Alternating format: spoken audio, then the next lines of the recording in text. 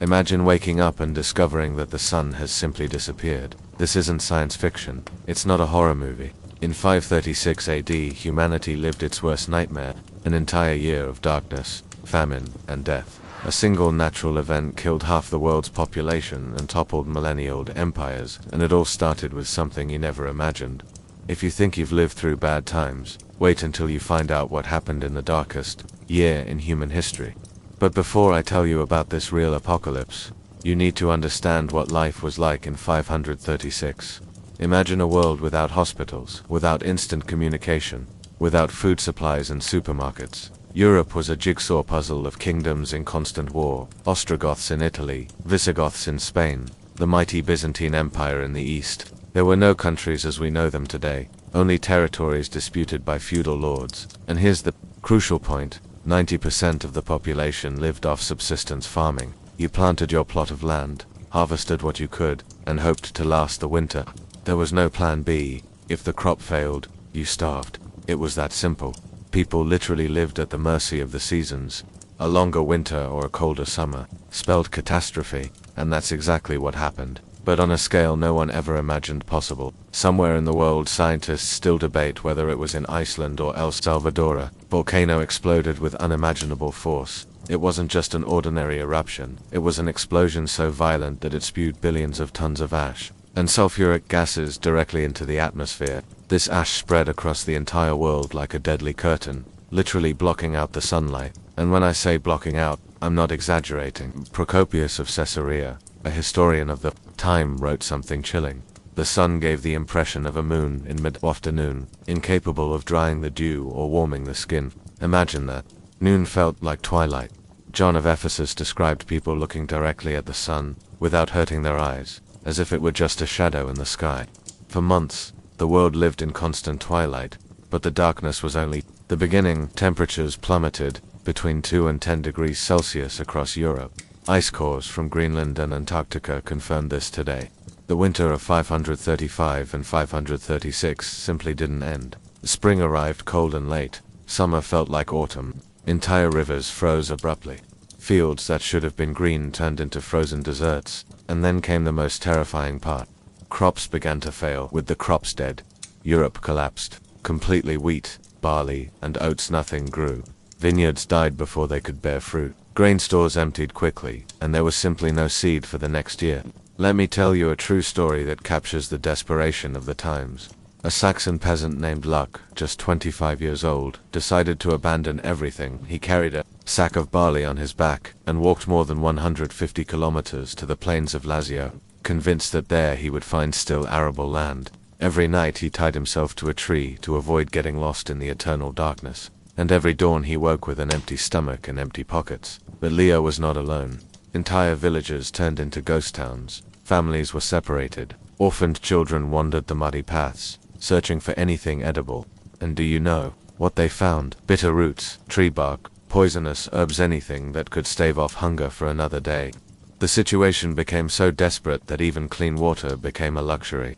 Wells became contaminated, springs dried up, and people drank fermented wine from morning until night, not for pleasure, but because it was safer than rotten water. And then, just when you thought it couldn't get any worse, the plague arrived in 541 AD. It began silently in Pelusium, in northern Egypt. Flea-infested rats boarded merchant ships. These fleas carried something invisible but deadly: the plague bacteria. Within weeks they reached Constantinople. The first symptoms were insidious: fever, chills, body aches, nothing too alarming. But the next day, buboes appeared painful, black apple-sized swellings in the armpits, groin, and neck.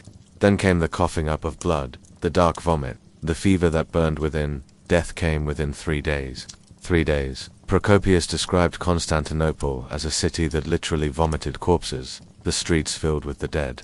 Church bells rang incessantly, one after another, announcing death after death. Within months, 40% of the Byzantine capital's population had disappeared.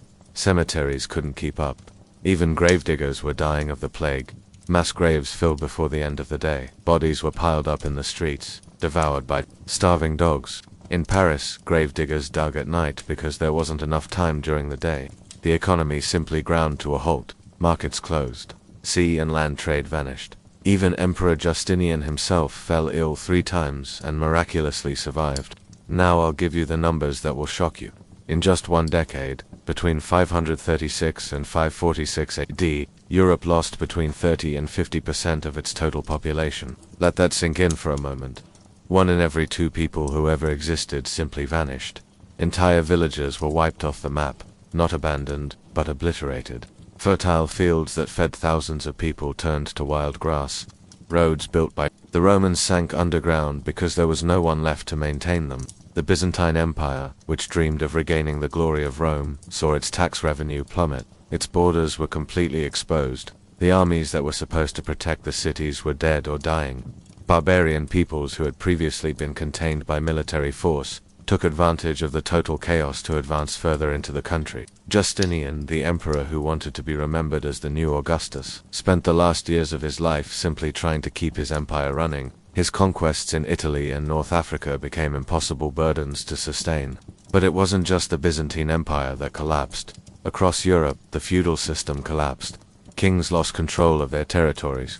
Feudal lords could no longer protect their vassals. The Catholic Church itself, which had always presented itself as eternal salvation, was questioned for the first time in centuries. People asked, if God exists, why did he allow this? Gold and silver lost value because there was nothing left to buy. Luxury trade disappeared as people struggled just to earn a piece of bread. The monetary system was replaced by the most primitive barter. Cities that had been centers of civilization for centuries, Rome, Paris, Milan, were transformed into shadows of their former selves. Entire streets were empty. Buildings collapsed from lack of maintenance. The knowledge accumulated for generations was nearly lost forever. Europe's population density fell to levels that would only be recovered in the 10th century, more than 500 years later. 500 years to recover from a decade of horror. But here's the most striking thing. Even when all seemed lost, when European civilization was literally dying, something extraordinary began to happen. The monasteries, which had served as refuge for the few survivors, became the guardians of civilization while the world collapsed outside. The monks continued to copy ancient manuscripts by candlelight. Greek and Roman texts, medical and philosophical knowledge all preserved in these small islands of knowledge. These monasteries became Europe's first centers of reconstruction. Not only did they preserve the knowledge of the past, but they also began to develop new techniques, herbal medicine, agricultural methods, and even the first medieval universities were born from these monasteries. The surviving artisans, seeing their professions nearly extinct, did something revolutionary. They banded together, creating the first guilds with strict rules to protect their crafts. Carpenters, blacksmiths, and stonemasons all began working together, sharing knowledge and resources. But here lies the most striking twist. The brutal labor shortage gave the surviving peasants a power they had never before had. For the first time in history, feudal lords needed them more than they needed their lords. Vast lands lay empty, desperate to find work. Feudal lords offered unthinkable conditions: tax cuts, the right to lease land, even freedom from The peasants, previously treated as property, began to trade. Agriculture also had to reinvent itself. The old techniques no longer worked. The survivors developed triennial crop rotation, planting different types of grain in cycles to avoid depleting the land. They began to systematically use animal manure. They improved hydraulic mills to make better use of water. Roads that had been abandoned were rebuilt by the kings themselves. They realized that without trade, without communication, there was no kingdom. Trade routes that had taken decades to establish were rebuilt in years. And perhaps the most profound change, the rigidity of the feudal system began to crack. The catastrophe proved that neither blind faith nor brute force could protect people from a distant volcano or an invisible microbe. People began to question, to think, to seek practical solutions. In Bologna, Paris, and Oxford, the first universities emerged, no longer just to train clergy, but to develop useful knowledge, medicine, engineering, agriculture knowledge that could truly save lives. What emerged from the ashes of 536 was not just a rebuilt Europe. It was a completely new Europe, more resilient, more innovative, more humane.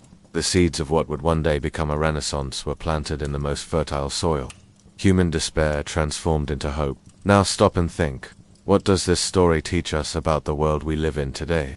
In 2025, we have tsunami warning systems, satellite weather forecasts, Global emergency protocols.